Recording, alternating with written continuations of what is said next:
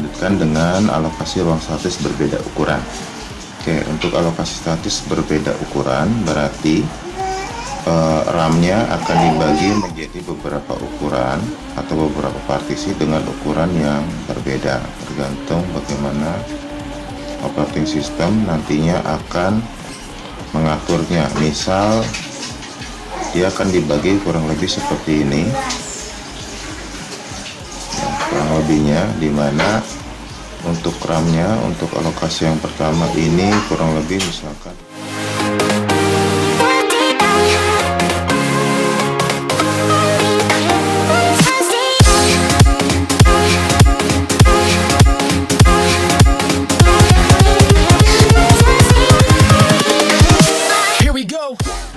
jadi ini adalah kondisi dimana pemartisian untuk ruang memori ini berbeda ukurannya. Oke, kemudian kita punya, misalkan kita punya dua buah job satu besarnya kurang lebih 100 MB dan job 2 ini kurang lebih besarnya adalah sekitar misalkan 75 MB.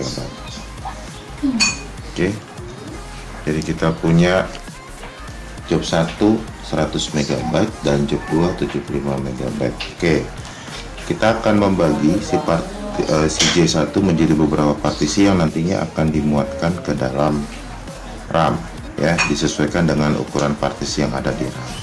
Baik, bagaimana sekarang kita melakukannya? Karena kita bicara alokasi ruang statisnya ini adalah berurutan, karena kita masih bicara yang berurutan, ya, kita masih bicara berurutan, kita belum bicara yang tidak berurutan atau random. Kita berurutan artinya pemuatan thread setiap job ini akan berurutan di sini, ya, dan disesuaikan partisinya, ukuran threadnya sesuai dengan partisi yang ada di dalam RAM. Oke, berarti sekarang yang pertama karena berurutan kita akan mulai dari alamat yang ke-0. Oke, kita akan mulai dari alamat ke-0, berarti yang J1 kita akan buatkan thread yang pertama berarti sebesar 15 MB. Oke, thread yang pertama bergantian, yang kedua berarti dia mendapatkan 10 MB. Thread kedua untuk job 1 mendapatkan 25 MB dan thread kedua di job 2 mendapatkan 20 MB. Oke, kemudian kembali lagi ke job 1 di thread 3. Thread 3 kita akan masukkan ke tadi 15 MB, thread 2 nya adalah 25, berarti sekarang kita masukkan ke lokasi yang kelima, 1 2 3 4 5, berarti dia dapat 15 MB lagi, ya. Berarti di sini ada job 1 thread 1, kemudian ini ada job 2 thread 1, job 1 thread 2, job 2 thread 2, boleh adalah job 1 thread 3, dan ini adalah job 2 thread 3. Berarti di sini thread 3 adalah 10 MB. Baik, ya. Dalam hal ini kondisi RAM sudah penuh, maka kita bisa jalankan eksekusinya. Oke, eksekusinya secara berurutan karena mappingnya pun berurutan, sehingga kita dapatkan pertama kita akan lakukan operasi job 1 thread 1 ini selesai. Oke, selesai, diproses selesai, maka berikutnya yang mendapatkan jatah untuk ditempatkan di dalam RAM jobnya adalah, karena ini sudah 3, ini sudah 3, berarti ini sudah sama, berarti yang berikutnya thread 4 di job 1 yang mendapatkan jatah untuk pemetaan. Berarti di sini job 1 thread 4.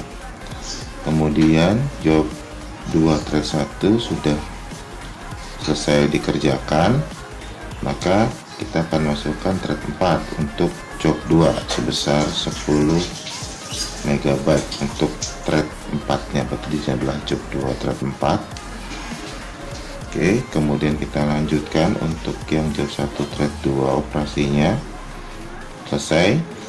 Maka kita muatkan lagi untuk yang thread kelima, mendapatkan 25 MB. Berarti di sini adalah job 1 untuk thread kelima. Baik, kemudian job 2 thread 2 dilanjutkan. Job 2 thread 2 dikerjakan, selesai, kemudian dimuatkan untuk thread kelima di job 2 sebesar 20 MB.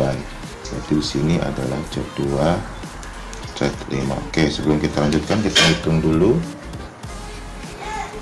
Ya, jadi yang sudah dipetakan untuk job 1 sampai saat ini adalah 15, 25, 40.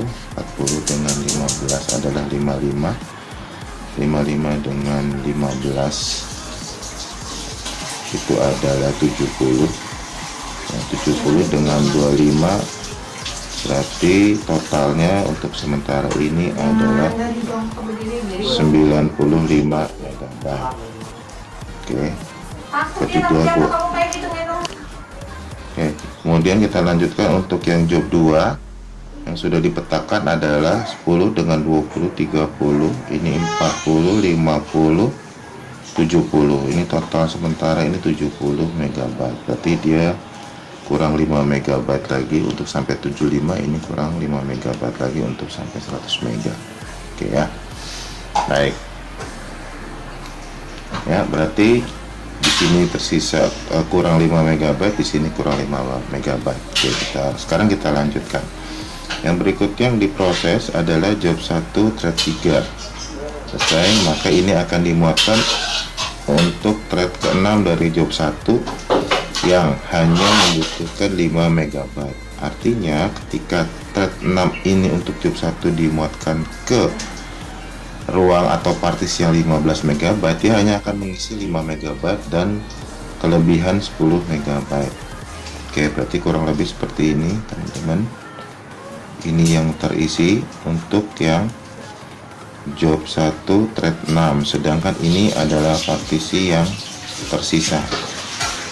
Oke, partisi yang tersisa ini walaupun tersisa ini tidak boleh digunakan, tidak boleh digunakan ya. Kenapa? Karena dia berada di dalam partisi yang 15 MB. Artinya contohnya misalkan kita punya satu buah kebun ya, kebunnya berukuran misalkan 3 meter dikali dengan 10 meter, maka ketika kita hanya menggunakan 3 meter dikali 5 meter, ini yang kita gunakan ya, ini yang bersisa. Sisa ini tidak boleh digunakan untuk orang lain. Nah, jadi analoginya demikian. Jadi satu partisi yang sudah dibuat walaupun bersisa dia tidak boleh digunakan untuk partisi atau thread yang berbeda ya, jadi dia sisa, sifatnya adalah sisa ini ya. Ini adalah sisa. Kita lanjutkan untuk yang berikutnya adalah job 2 thread 3 10 MB. Oke, sedangkan di sini hanya butuh 5 MB untuk job 2, maka thread 6 nya hanya terisi 5 MB dan lebih 5 MB. Oke, berarti hanya terpakai setengahnya saja. Maka ini adalah lokasi yang kosong ya. Ini adalah si job 2 thread 6. Oke ya, berarti ini adalah lokasi kondisi terakhir dari RAM ya. Dan ini semua jobnya atau threadnya sudah dimuatkan. Nah, kesimpulannya dari sini bahwa untuk yang available-nya ya, atau yang kosong tersedia untuk bisa dipetakan itu tidak ada ya, atau 0 MB. Sedangkan yang sisa itu adalah yang tadi sisanya adalah 10 MB ditambah 5 MB artinya 15 MB. Nah, 15 MB ini karena tidak bisa digunakan untuk thread yang lain, ini kita sebut dengan pemborosan. Ya, jadi inti dari pemetaan ini adalah bagaimana operating system itu melakukan pemartisian ini sebisa mungkin pemborosan yang dihasilkan nanti adalah minim. Sebisa mungkin itu minim. Artinya pemborosan tidak bisa kita hindari atau tidak bisa operating system hindari, tapi masih bisa diminimalisir. Nah, kayak jadi saya ulangi bahwa pemborosan ini tidak bisa dihindarkan,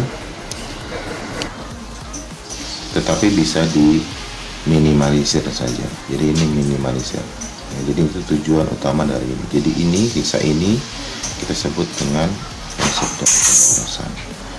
Baik teman-teman, demikian penjelasan mengenai multiprogramming dengan alokasi ruang statis berbeda ukuran, di mana manajemen memori yang kita lakukan adalah manajemen memori berurutan. Tadi sudah saya tunjukkan, mudah-mudahan Anda semua paham. Terima kasih atas perhatiannya. Kita bertemu lagi di tutorial yang berikutnya. Selamat menyaksikan videonya.